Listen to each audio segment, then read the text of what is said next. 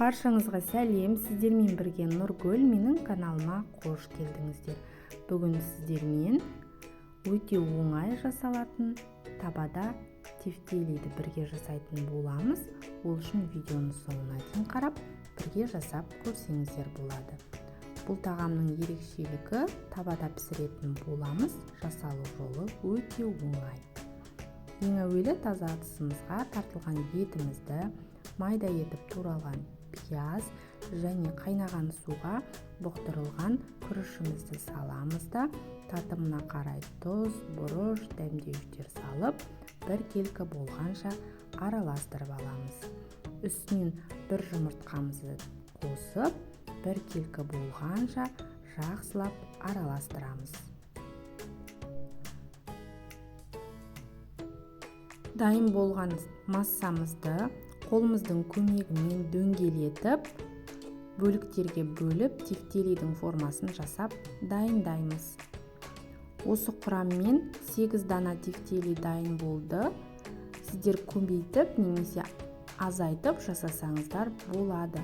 Толық құрамды описание бөліміне жазып қалдыратын боламын. Барлығын осылай дөңгелетіп, тефтели формасын жасап дайындап аламыз. Кезекте біз тұздығын жасайтын боламыз. Алдын ала қызып тұрған табамызға майды құйып, пиязымызды салып қуырамыз.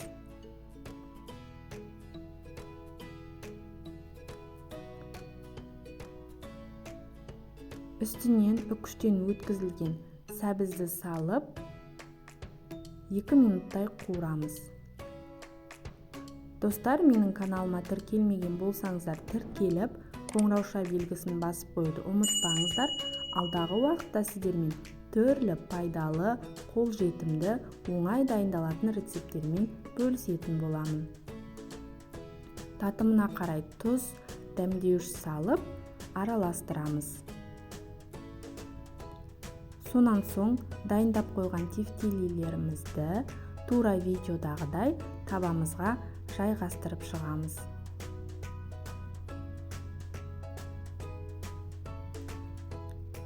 Келесі үстіне соус құятын боламыз. Соусты бір ас қасық томат пастасына суды құйып, араластырып, тефтелидің үстіне барлық жеріне бірдей етіп құйып шығамыз. Сонан соң бір қайнаған соң ең төменгі отта 30-35 минут бұқтырып пісіреміз. Міне біздің тефтелиіміз дайын болды. Өте дәмді, керемет болып шығады. Жасалу жолы да өте оңай. Міндетті түрде осы рецептпен жасап көріңіздер. Сіздерге ұнайтынына сөзсіз.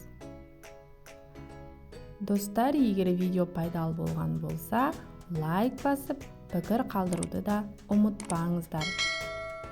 Каналымның дамуына үлес қосу үшін әлеуметтік желі арқылы достарыңызбен бөліссеңіздер де болады. Өте дәмді, қолжетімді, оңай дайындалатын тағам түрі. Видеоны соңына дейін тамашалағандарыңызға рахмет. Ас болсын!